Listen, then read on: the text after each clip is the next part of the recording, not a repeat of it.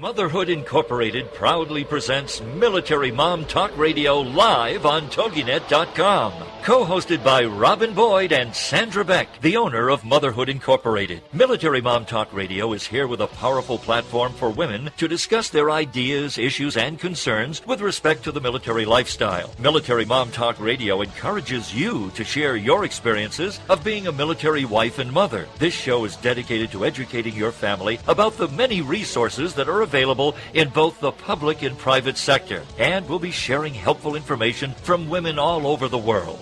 We'll cover everything military, from helping a family member cope with post-traumatic stress disorder, to navigating government programs dealing with family issues, to the struggles of deployment, along with being a working mother both in and out of the home. This is Military Mom Talk Radio, and here are your hosts, Sandra Beck and Robin Boyd. Hi, and welcome to Military Mom Talk Radio on this Memorial Day. This is Robin Boyd with you. Sandra Beck and I are hoping you've had a day of reflection and thinking of all of our military and veterans, whether they're here with us or whether they remain in our hearts.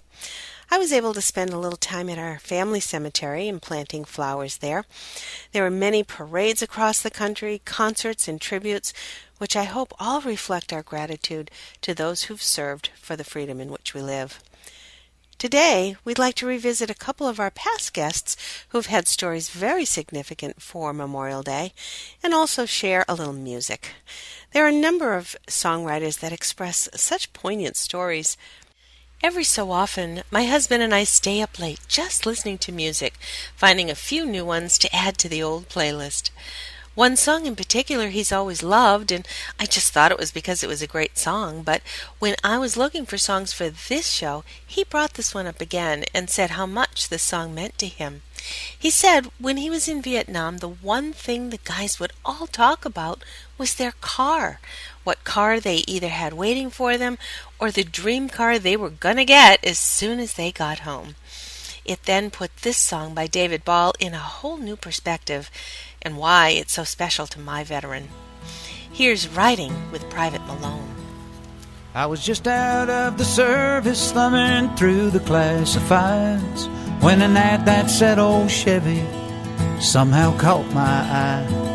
The lady didn't know the year or even if it ran, but I had that $1,000 in my hand.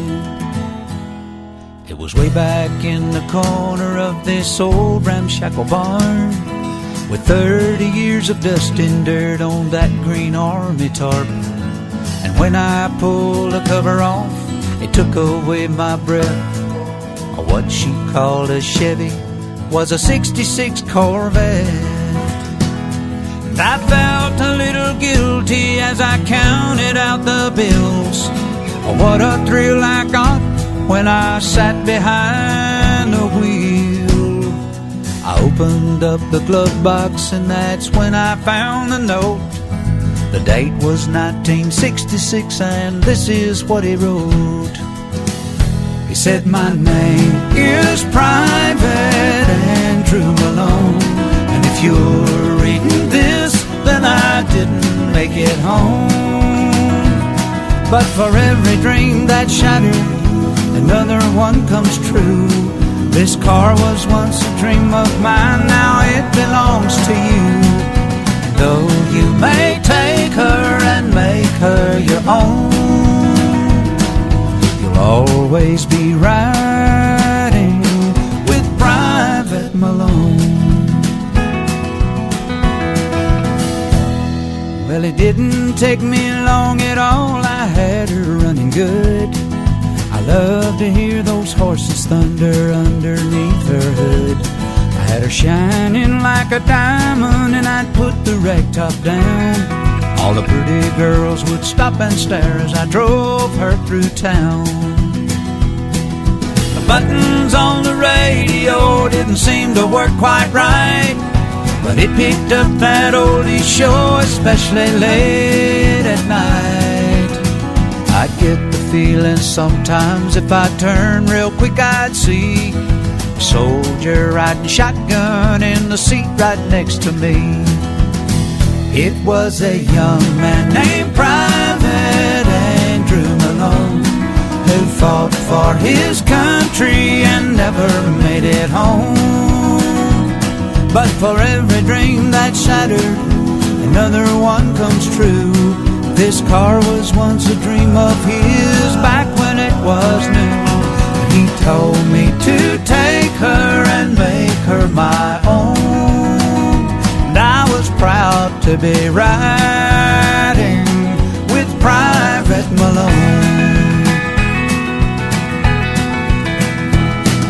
But one night it was raining hard, I took the curve too fast. I still don't remember much about that fiery crash.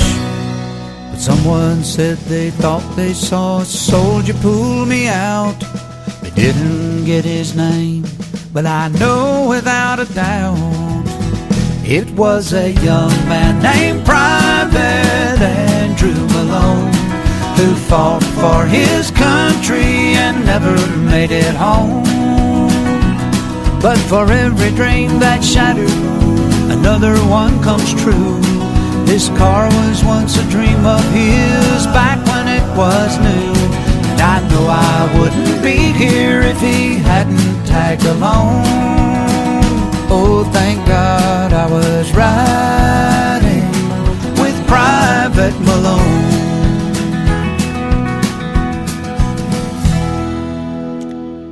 In March, we were visited by author Richard Geschke. In Our Duffle Bags, Richard and co-author Robert Toto narrate the stories and experiences of what junior Army officers faced as citizen soldiers during pre-voluntary military service from 1969 to 1972. This memoir provides an inside view of the military on the training fields of the Cold War in West Germany and on the combat fields of Vietnam. It presents a poignant and detailed drawing of what junior officers contended with during these turbulent times in American history. And then the authors expanded their horizons of their original book with a poetic interpretation of life in the Army. With Shadows of Combat, the reader will sense the history that took place in this crucial time. We'll have that interview for you right after this break on Military Mom Talk Radio.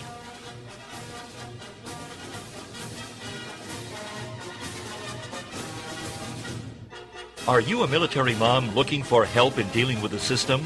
Keeping the home fires burning? Well, that's what we're here for. It's Military Mom Talk Radio with Sandra Beck and Robin Boyd. And we'll be right back after these. Secret cuisines and sacred rituals is a quest, a place, and a feast. Join host Vilasi Venkatachalam every week to explore myths, mystique, old medicine, and brilliant modern solutions through a dazzling kaleidoscope of cuisines, cultures, and cures.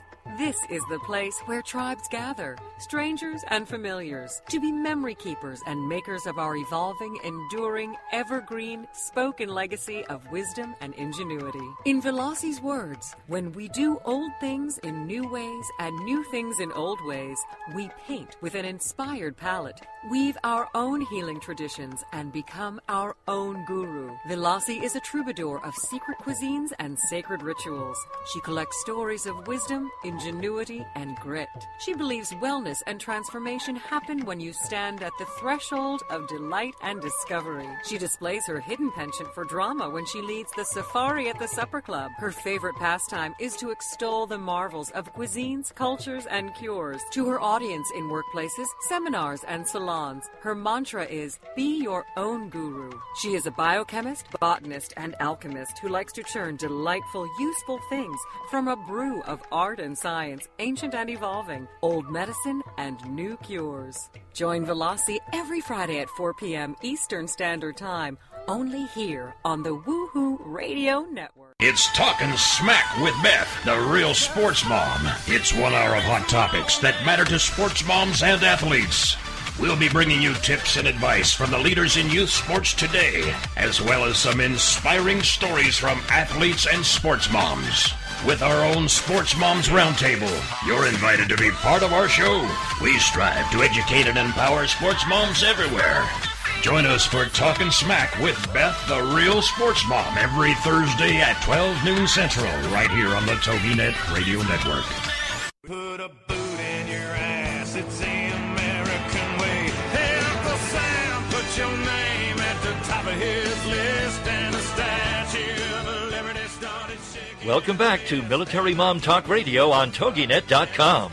Covering topics to help on the home front with help from those who know how the system works and how to work the system. It's more fun than a sale at the BX. Now let's get back to it. It's Military Mom Talk Radio. Here again are your hosts, Sandra Beck and Robin Boyd. Hey, military moms, this is Sandra Beck, and I'm here with Robin Boyd. And I love when the authors come on, Rob. It's always so interesting when they write books about, just there's so many topics, when you think of the genre of military writers. I don't know how you can cover it. There's so many different perspectives because there's so many different people and so many different experiences. And I think one of the books that really hit us to heart here at home was In Our Duffle Bags. My husband is a Vietnam veteran, and I have to say, when he read these portions of the book, and I have to say, it's framed very nicely because you have almost like little vignettes, if you will, little glimpses of their experiences. He says, I've finally found a validation of what I've been carrying around all of my adult life. Wow. And that just really hit me in that, and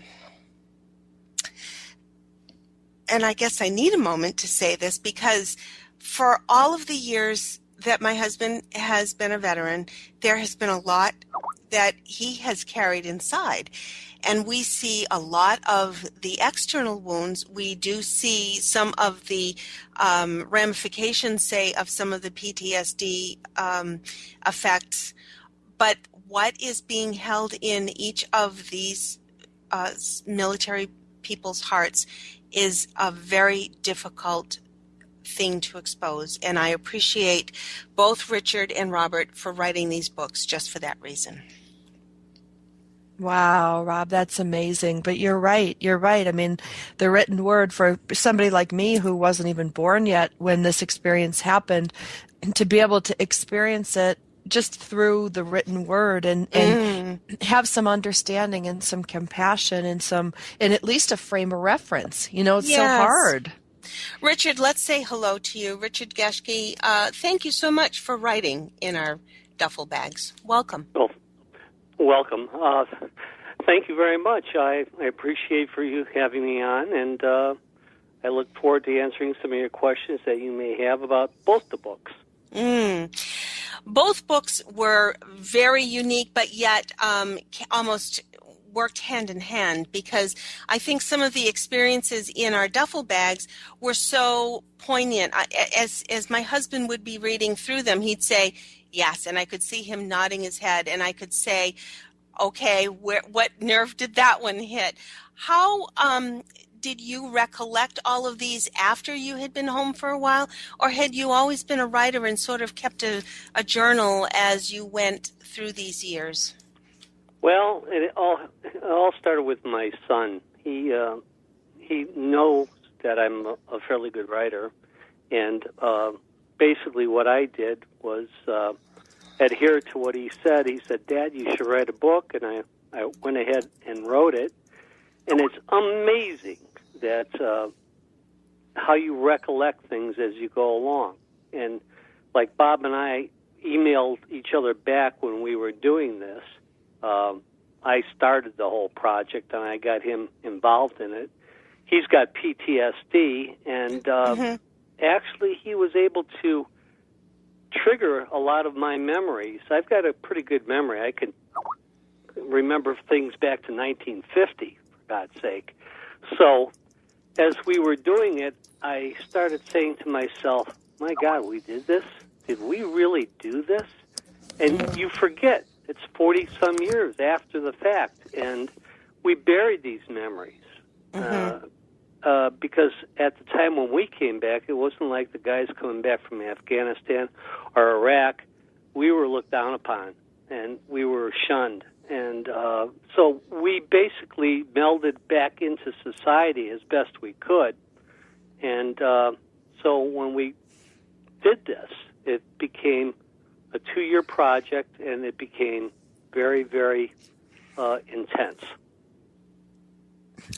Intense indeed. I can imagine how. Well, let me ask, how did you and Bob meet? Well, it's in the book.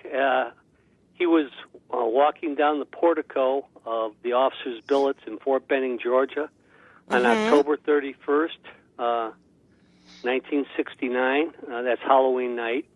The next day was All Saints' Day. And from that point on, Bob and I have been friends from then on. He was the best man at my wedding. Oh. You know, I want to ask you, for our listeners who haven't read your book or are not familiar with your work, can you tell us a little bit about your military career, a little bit about yourself? I mean, this book is so amazing and it's so deep.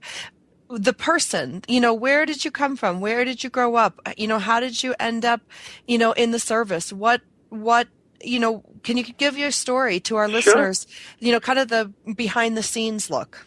Yeah, absolutely. I was born in Cleveland, Ohio, back in 1947. Went to Kent State University, of all universities, and I graduated there before the incident happened in 1970. In fact, I was in Germany when that incident happened. I graduated in ROTC in August of 1969, as did Bob, and then we went to Fort Benning, Georgia. We were infantry officers. And from Fort Benning, we went to Fort Bliss for a Red-Eye Missile School. And from Fort Bliss, we drove. In fact, it gives our trek from El Paso all the way from Cleveland to Methuen, Massachusetts. And we went to Germany. We were in Germany for 18 months. And then from Germany, we went to Panama for Jungle Warfare School. And then we went to Vietnam. And that all happened in a period of 29 months. Wow.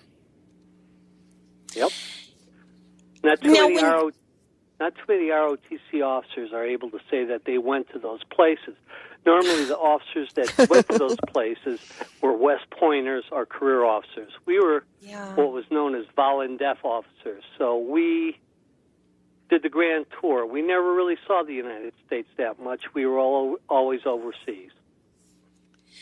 And I love how the book, it's not necessary to read In Our Duffle Bags from start to finish. I love that there are little excerpts, that there are little stories that one can pick up at any time, and then Bob's wonderful Toto moments all throughout the book.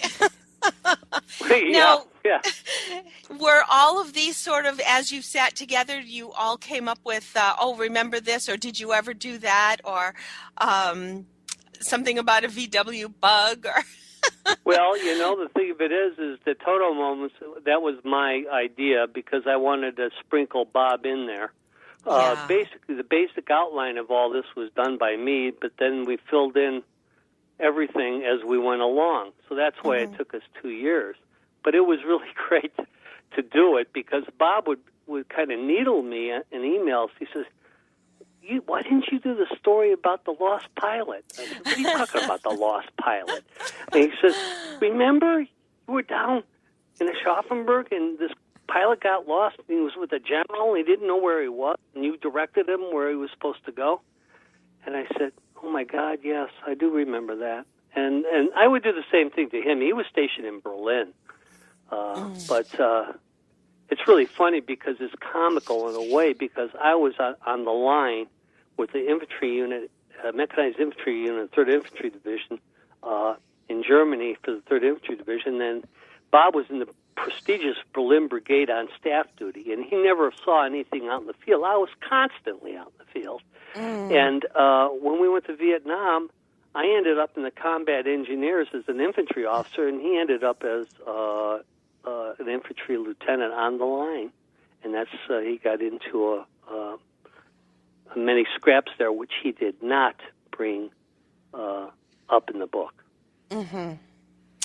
I have to say, there are so many things that, as I say, touched home in our house. I have to say one in particular, Richard, and we're going to have to have you back another time, perhaps to talk more, because we are running toward the end of the show. There's one poem in Shadows of Combat called Tattoo. And I don't have time to read the whole thing, but I do have to say a glimpse of it. How can a country which was so astute as to win the Cold War be so clueless in their politics concerning a civilian war in Vietnam? Most of them never served, but had no problem sending millions to serve in a long and senseless war, a war without a clear mission and lacking good purpose. And I'm skipping many stanzas, but I'm going to clip to the end. Maybe, just maybe, they will start to care, start to understand what we did. Maybe, just maybe, we will be welcomed home in a different light of true concern and thanked for that service so long ago. Yeah. That's the way I felt. It's a very, yep. And every one of you have carried this. And if any of you in the audience needs to help getting some of that out of your heart, I highly recommend you go and find Shadows of Combat and find In Our Duffle Bags. And Richard's last name is spelled Geschke, and Robert's last name is spelled Toto. And where can we find these books, Richard? Yeah, Amazon.com. And by the way, Shadows of Combat is also an audiobook, too. Oh, fantastic. That's wonderful. That's wonderful. We appreciate this so much, Richard. God bless, and thank you so much for writing these books and touching our hearts, as I know you're touching so many other hearts as well. And thank you for your service. Thank you so much. Thank you very much.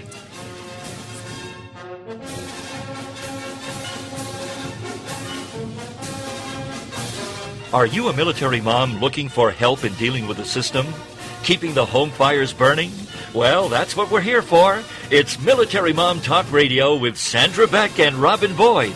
And we'll be right back after these. In today's business world, a helping hand or idea that doesn't come with an invoice is a treasured find. And if that happens to you, then you need to pay it forward to keep other entrepreneurs from making mistakes or getting a raw deal. It's called Paying It Forward with Josephine Gerasi, Wednesday mornings at 10, 9 a.m. Central. Josephine is going to have the guests describe their accomplishments, the lessons they've learned, both good and bad, and then sharing those pieces of knowledge as we create a movement of paying it forward. For more information about Josephine, her business, and background, you can go to mymomknowsbest.com.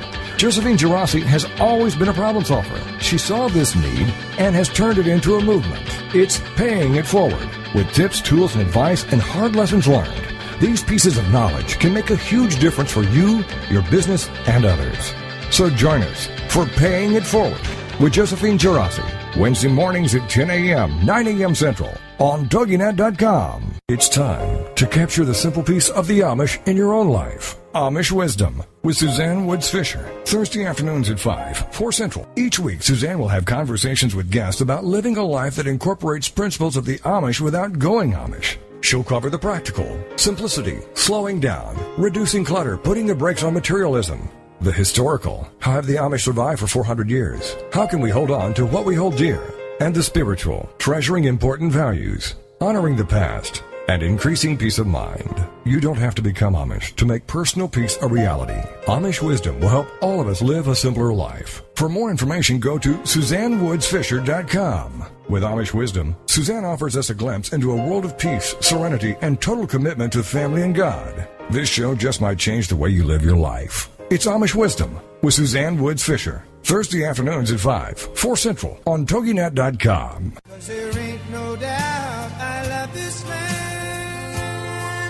God bless the USA.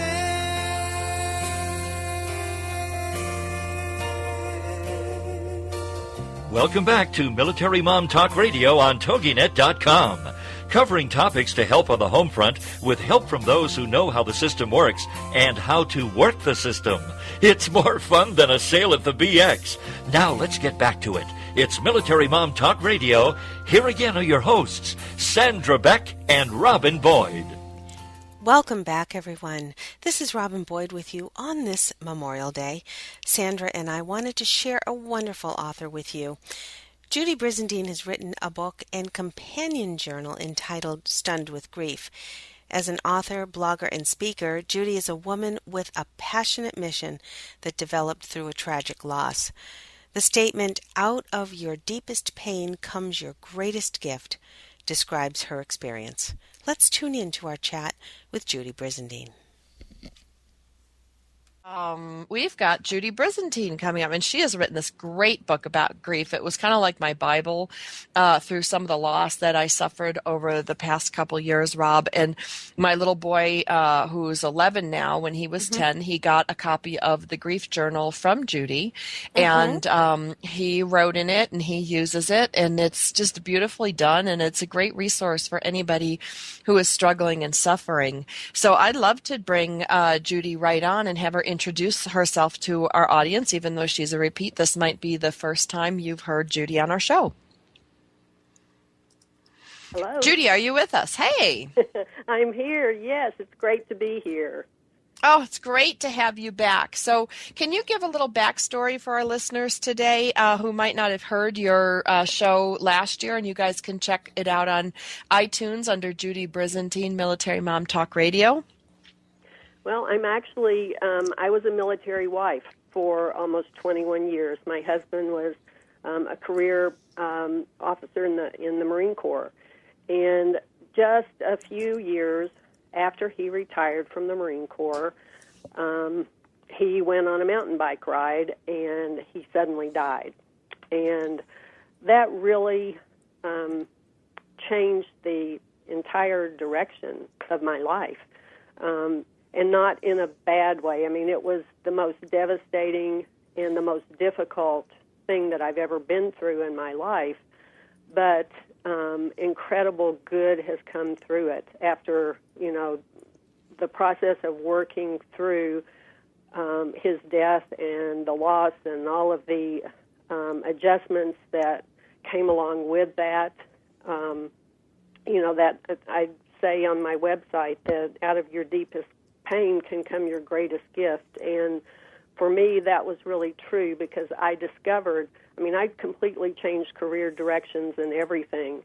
After this experience, I discovered that I could use my story to help people and to give them hope and inspiration because, quite frankly, when I encountered that grief for myself, it was like becoming shell-shocked. I didn't know what had hit me. I didn't know what was happening. I didn't understand it or any of those things.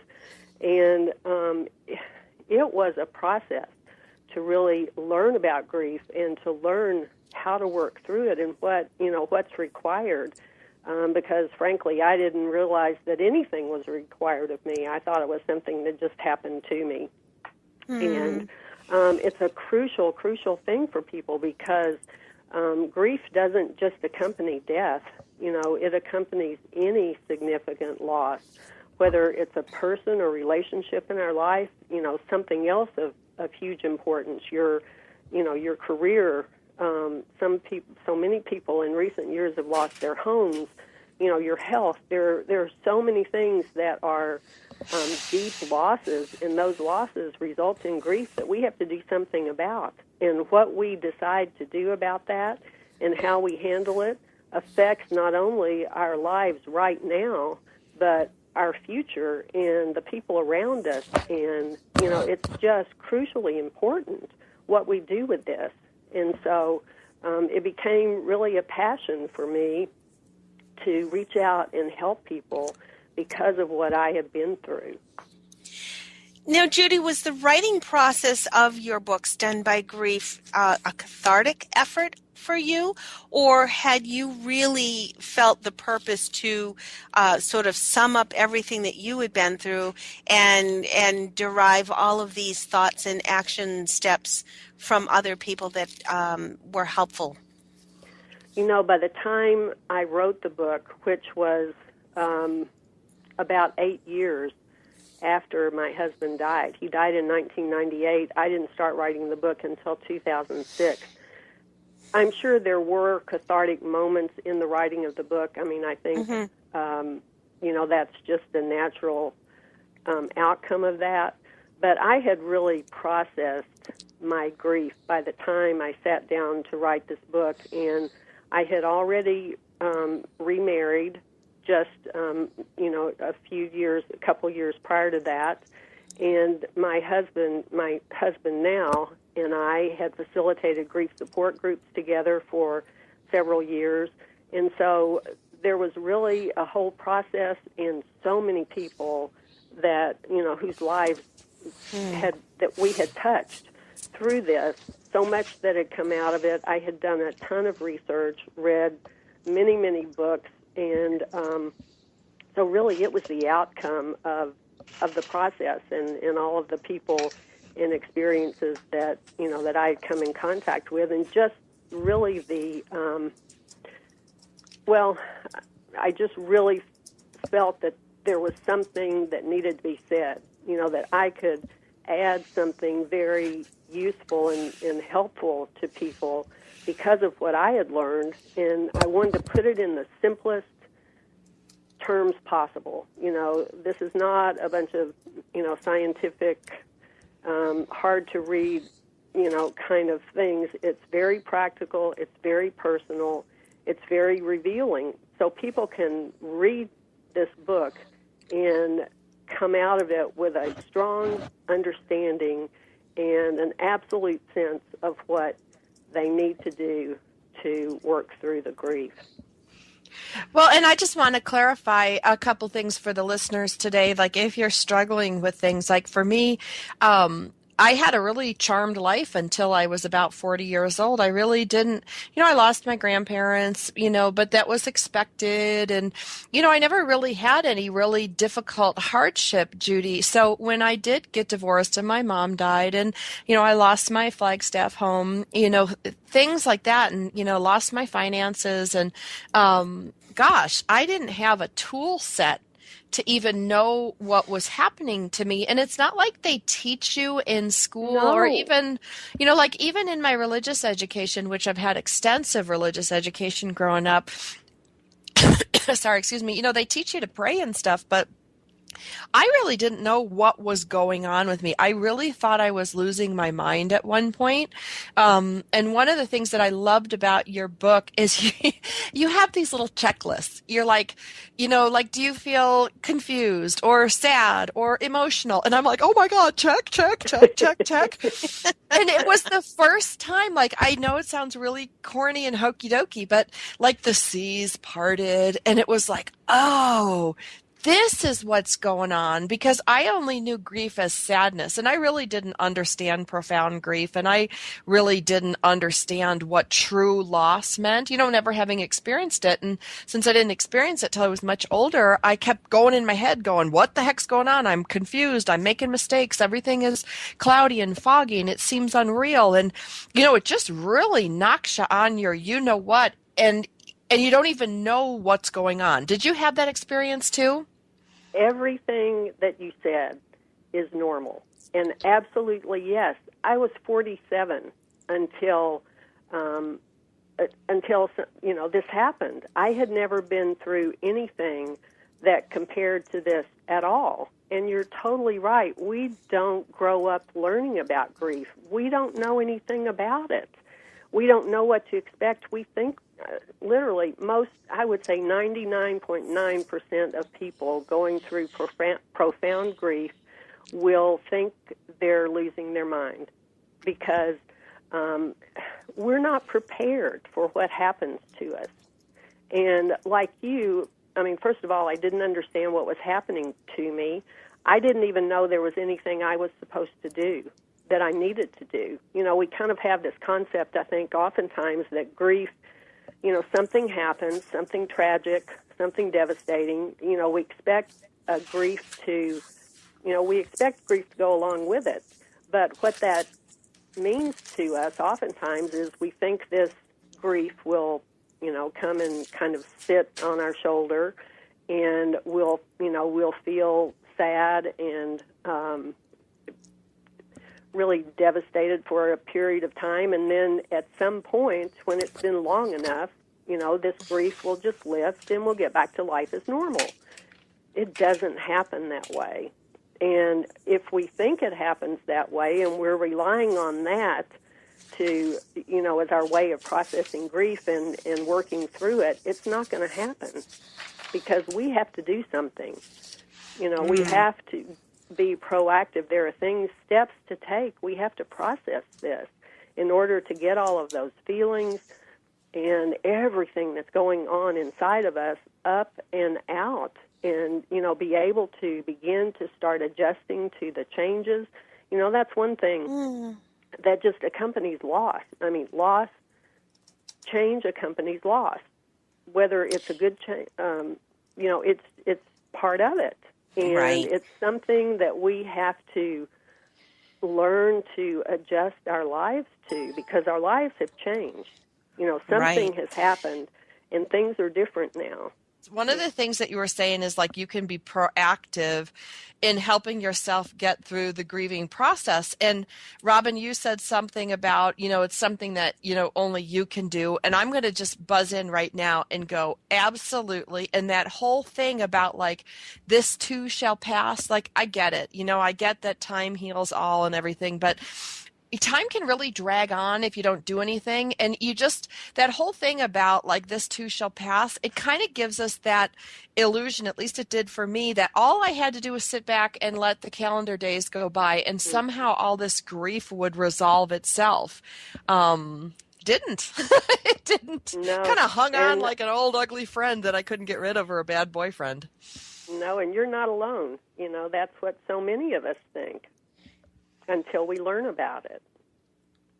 So what do you do? How do you step forward? We've got so many people who are changed forever as a result of this latest war that's been going on for 10 years. And not only are they changed, but families are changed. And, there's just so much to mourn, I think, a lot of times. And we don't really talk about this with military service, but there is a lot to mourn. I've talked to some kids recently whose dad is in the service, and they're like, we're so proud of my dad, but, he gave so much to his country and he wasn't here for us. And, that to me was a grieving, those kids had a right to grieve that. They had a right to feel that.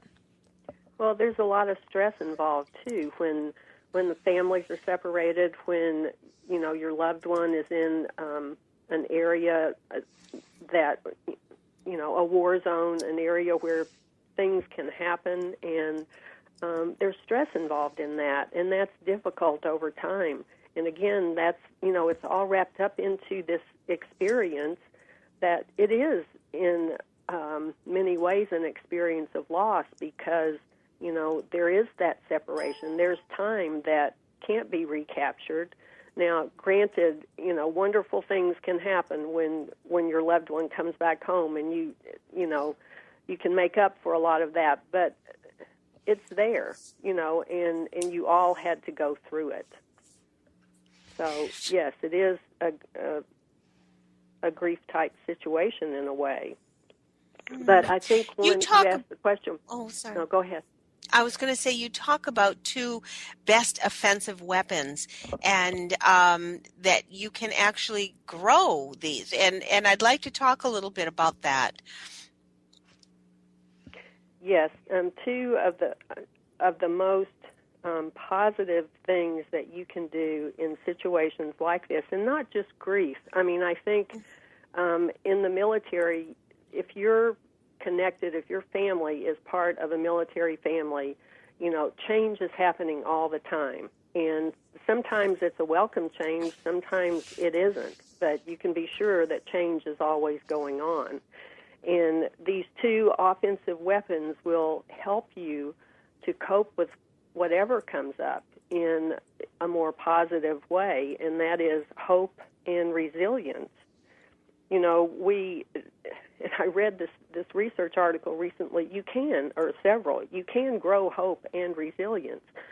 A big part of it is has to do with your overall attitude toward life. Do you look at things in a positive way, or, do you see everything from a negative viewpoint? Positive is going to help you in every area of your life. Both of these things have to do with relationships, too. When you cultivate connections with people and, these positive relationships build hope because you have support, you have, outlets that are nurturing. You have positive experiences in your life through the good relationships that you develop. And I think in the military, I know, that was such a huge part of our military experience. I mean, the people who were in our squadron and, in our groups became our family because, our families were far away. And those relationships, we truly did support each other in every way through the things that happened socially, and those were a very powerful part of what we did. Excuse me, but yes, relationships make a huge difference. The way that you view life, humor is huge. We all in our lives, I think, when we're able to look for things to laugh at, reasons to laugh, reasons to be joyful, we're going to boost our hope by doing that when we focus on those kinds of things and the positive. And, sometimes we have the feeling that we're not in control, that, our circumstances control us. When we view life from that perspective, that tends to lessen hope because we really are in control. I mean, things happen to us, yes, that we have no control over, but our response to the things that happen determines what kind of outcome we're going to have. So attitude, just an overall attitude toward life, and looking outward for, experiences and setting goals and working toward, things, and all of those build hope in our lives, and we're going to be more resilient. Hope and resilience go right together.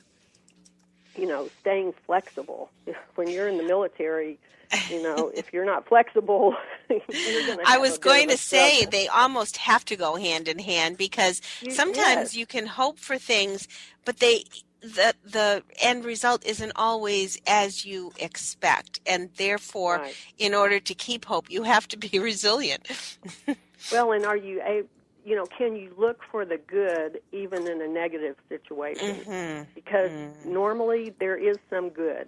If you look hard enough, regardless of what it is, you can find something good. Maybe it's what you learned. Maybe it's what you discovered about yourself. Sure. That you were able to do things or cope with life in ways that you didn't really know you could until you were put to the test. So, it's looking for the good, and gratitude is huge.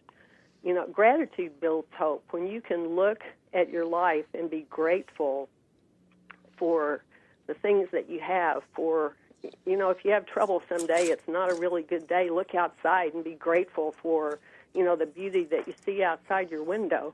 I mean, there's always something that we can be grateful for. The people in our lives, our God. I mean, there's so many things. And when we look for the things to be grateful for, that builds hope also.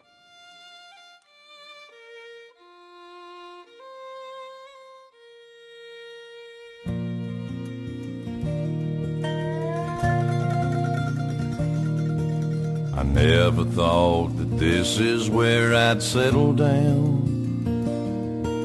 I thought I'd die an old man back in my hometown. They gave me this plot of land, me and some other men, for a job well done. There's a big white house, it's on a hill just up the road. The man inside, he cried the day they brought me home. They folded up a flag and told my mom and dad, we're proud of your son. And I'm proud to be on this peaceful piece of property. I'm on sacred ground and I'm in the best of company. I'm thankful for those, thankful for the things I've done. I can rest in peace, I'm one of the chosen ones. I made it to Arlington. I remember Daddy brought me here when I was 8. We searched all day to find out where my granddad lay. And when we finally found that cross, he said, son, this is what it costs to keep us free. Now here I am 1,000 stones away from him. He recognized me on the first day I came in, and it gave me a chill when he clicked his heels and saluted me. And I'm proud to be on this peaceful piece of property. I'm on sacred ground and I'm in the best of company. And I'm thankful for those, thankful for the things I've done. I can rest in peace, I'm one of the chosen ones. I made it to Arlington.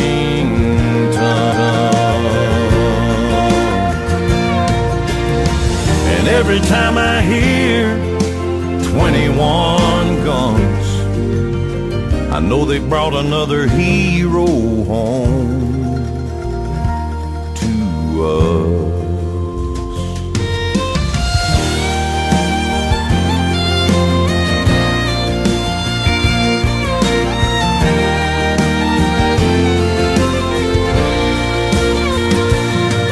We're thankful for those, thankful for the things we've done.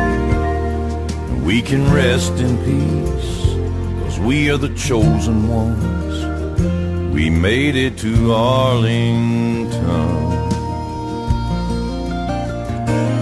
Yeah, dust to dust, don't cry for us. We made it to Arlington.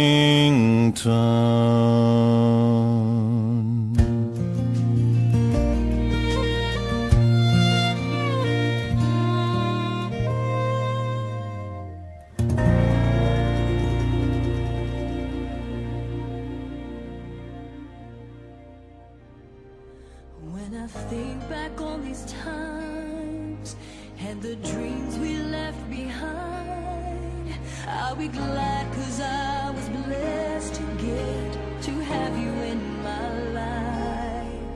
When I look back on these days, I'll look and see your face. You were right there for me.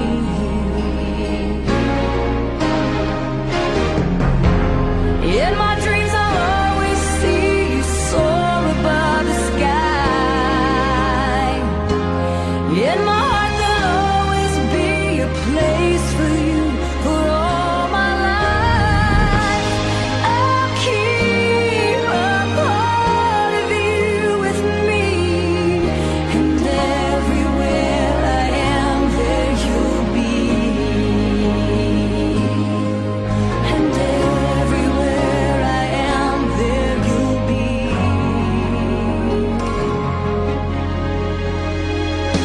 Will you show me how it feels to feel the sky within my reach? And I always will remember all the strength you gave to me.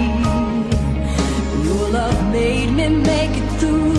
Oh, I owe so much to you. You were right there for me.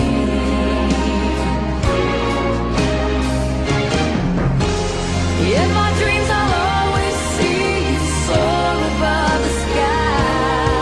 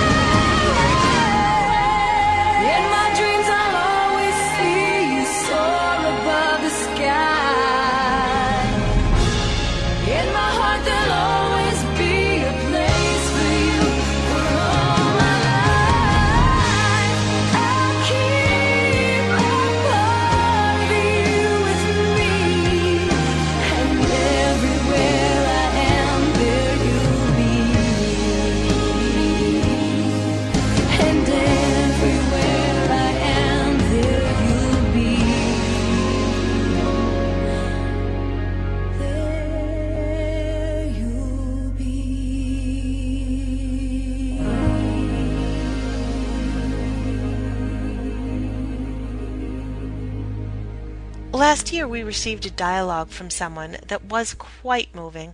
I am not certain of its author, but I'd like to read it to you with the help of my son. It brings to light the spirit of Memorial Day, the reason we stop, we reflect, and we remember.